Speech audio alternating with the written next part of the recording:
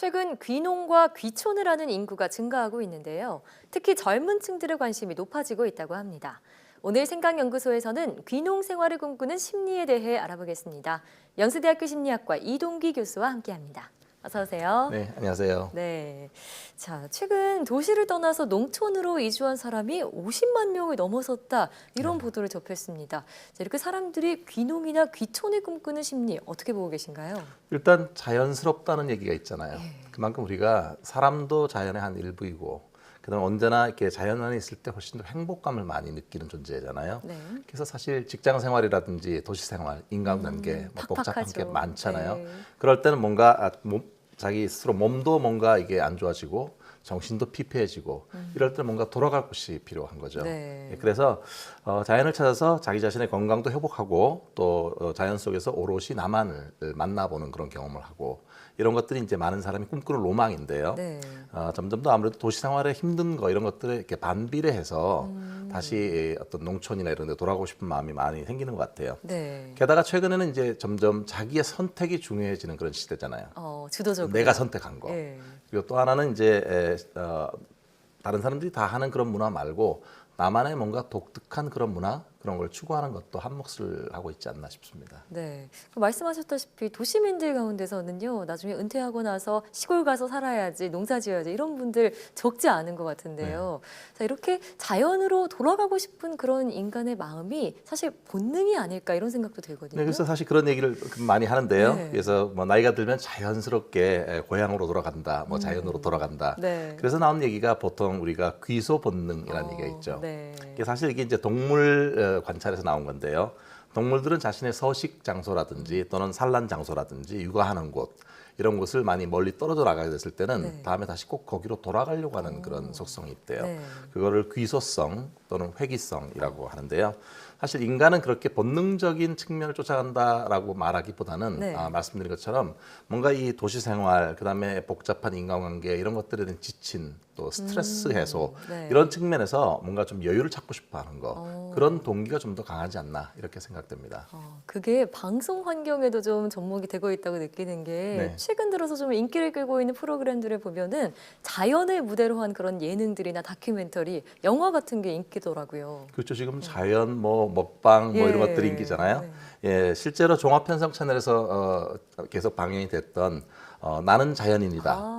정말 아시죠, 아마? 선풍적인 인기죠. 네, 저도 몇 번 봤는데요. 네. 이게 2012년 8월부터 시작돼서 아직까지 진행되는데 꽤 오래됐네요. 이게 중장년층한테 정말 인기가 계속 지속된다고 합니다. 네.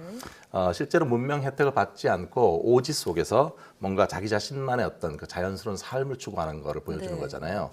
그래서 보면은 삶에 지친 현대인들한테는 일종의 대리 만족적인 측면이 있는 것 같아요. 네. 나도 저러고 싶은데 저 사람이 저런 걸 잘하고 있잖아요. 네. 그다음 또 어떤 면에서는 과연 참된 행복이 뭔가 이렇게 돌아보게 되는 그런 경험을 하게 되는 것 같아요. 그렇군요. 일종의 빡빡한 도시 생활하고 실제 저렇게 보면 자연스럽게 자유스럽게 사는 거하고 일종의 대비가 되는 거죠. 네. 자기를 돌아볼 수 있는 시간이 되는 것 같은데 또한 그 영화 보셨는지 모르겠습니다만 리틀 포레스트라는 저 영화 봤습니다. 있죠. 보셨습니까? 네. 네.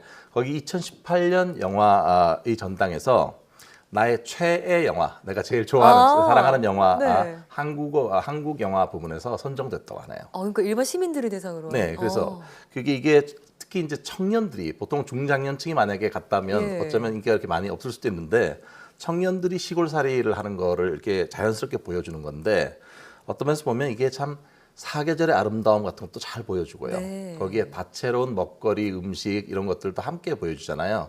사람들이 저걸 볼 때마다 일단 보는 재미가 있고요. 네. 두 번째는 남녀노소 모두 뭔가 공감할 공감하고 수 있고요. 뭔가 위로받을 수 있고 그런 느낌 때문에 잔잔한 감동을 주고 있다고 합니다. 네, 사실 저도 이 영화를 영화관에서 혼자 보면서 눈물을 좀 흘리기도 하고 위로를 많이 받았던 기억이 나는데요. 혼자 보셨어요? 예, 혼자 네. 봤어요. 근데 이 주인공 혜원을 보면은 취업 준비에 막 이렇게 시달리다가 고향으로 돌아오거든요. 네. 근데 요즘에 실제로도 젊은 층들이 이렇게 농촌으로 돌아오기를 희망하는 사람들이 늘고 있다고요? 뭔가 최근에 이제 뉴트로 열풍 이런 것과 관련이 있을 것 같아요. 젊은 층들이 조금 더 디지털보다는 조금 아날로그 이런 것들도 많이 좋아하게 되는 네. 시대니까요. 사실 통계청에서 그래서 통계 자료를 조사를 했는데요. 이건 2016년 자료입니다. 네. 통계청에서 귀농 그다음 귀촌을 택한 사람들이 얼마나 되는가 했더니 49만 6천 명. 당시에 거의 50만 명이고 지금 넘었겠죠. 네. 그리고 근데 가만히 이제 구성 비율을 보니까 30대 이하의 청년층 비율이 50.3%입니다. 절반을 넘었네요. 절반을 넘었었죠. 네. 근데 오히려 이제 40대하고 50대는 약 17%, 그러니까 40대가 16.9%, 50대가 17.1%. 그렇군요. 흥미로운데요. 오히려 이게 젊은 사람들이 훨씬 더 많이 귀농 귀촌을 택했다는 거죠. 네. 아무래도 이게 이제 그렇잖아요. 뭐 정년이 보장되기도 쉽지 않고 이게 언제까지 내가 이 일을 할 수 있을지 네. 중간에 일을 그만두는 경우도 생길 거고 이러니까 이 팍팍한 어떤 직장 생활, 도시 생활 이런 거에 대한 뭔가 반작용 같은 게 필요하고요. 네. 또 하나는 이게 이제 귀농 귀촌을 했을 때 신선한 농산물 이런 것들 이걸 재배한다는 느낌, 뭔가 성장시키는 거잖아요. 보람을 느끼는 거죠. 그렇죠. 그런 것들이 훨씬 좋고 네. 또 하나는 이게 이렇게 하다 보면 내가 평생 직장이 될 수도 있겠구나 이런 생각이 있는 것 같아요. 네. 네, 그리고 아까 말씀드렸지만 지금 우리의 디지털 세계는 너무 연결이 다 돼 있는 초연결 시대예요. 그러니까 좀 피로감을 느끼고 지치고요. 뭔가 좀 아날로그처럼 조금 떨어져 보는 거 이런 거를 생각할 때가 됐습니다. 네, 자 이렇게 농촌에 유입된 청년들 가만히 있지 않는 것 같습니다. 자신들의 그런 장점을 살려서 이 농촌에서 새로운 시도를 하면서 새로운 부가가치를 창출하고 있다던데 몇 가지 사례가 있다면 좀 소개해 네, 주시죠. 저도 좀 찾아봤는데요. 네. 그 33세인 김지은 씨가 네. 2007년부터 경기도 여주에 귀농을 했어요. 근데 이분이 이제 체험 목장인 은하 목장이라고 하는 걸 운영을 하는데요. 은하 목장이요? 네, 은하 목장이라고 하는데 프랑스 유학 경험을 살려가지고 목장에서 유제품을 만들어요. 네. 실제로 이게 이제 귀농하는 것뿐만 아니라 그걸 매출을 하는 게 한 해 매출액이 8억 원이 넘었다고 합니다. 오, 엄청난 예, 상당한 그런 수준인데요? 부가가치를 네. 창출했고요.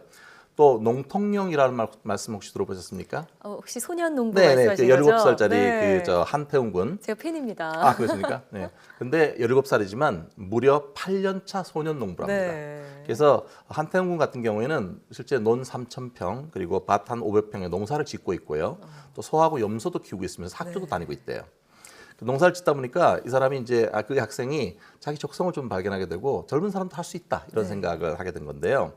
지난해 12월 27일 날 농업인 초청 간담회에서 그 한태웅 군이 만든 직접 농사진 쌀을 문재인 대통령한테 그 선물로 했다는 얘기를 들었는데요. 네. 최근에는 TVN 예능에서 풀 뜯어먹는 소리라고 하는 것에서 그런 프로그램에 출연해 갖고 농사에 대한 애정을 남다르다 이런 걸 보여주고 있습니다. 네, 이처럼 농촌에서 새삼을 찾고 또 그렇게 부가가치로 연결시키는 청년들이 늘다 보면은 이 고령화 문제도 좀 해결이 되고 도농 격차도 해소되지 않을까 기대가 되는데요. 네. 자, 그런데 그냥 막연히 장밋빛 환상만 가지고 무작정 귀농을 했다가 낭패를 보는 분들도 계실 것 같아요. 네, 주변에도 사실 말씀드렸는데 이게 생각보다 쉽지는 않다 네. 이런 말씀 많이 하세요. 사실 너무 쉽게 생각하게 되면 계획을 좀 치밀하게 하지 않고 준비 없이 가시게 되면은 시골 정착하는데 되게 어려움을 많이 겪는다고 합니다. 네.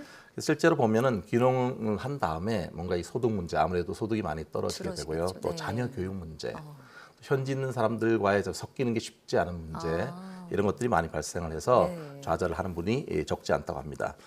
그래서 뭔가 너무 즉흥적으로 그냥 기분으로 뭔가 결정해서 귀농하시기보다는 준비를 잘 하시고 뭔가 인생의 이모작으로서 네. 이거를 하시면 좋을 것 같고요. 실제로 해보면 이 어떤 분들은 그냥 내가 돈을 많이 못 벌어도 그냥 자발적으로 내가 가난해도 괜찮아라고 하는 걸 선택하시든지 네. 아니면 그래도 내가 뭔가 경제적으로 성공하려면 치열하게 경쟁하고 연구해야 되는 그런 것이 귀농의 삶이기도 합니다. 그렇군요. 근데 귀농 사실 쉬운 일이 아니잖아요. 네. 도시에 계신 분들이 막연히 꿈만 갖고 있기 마련인데 도시에 있으면서도 좀 건강하고 행복하게 살기 위해서는 어떤 자세를 가져야 할까요?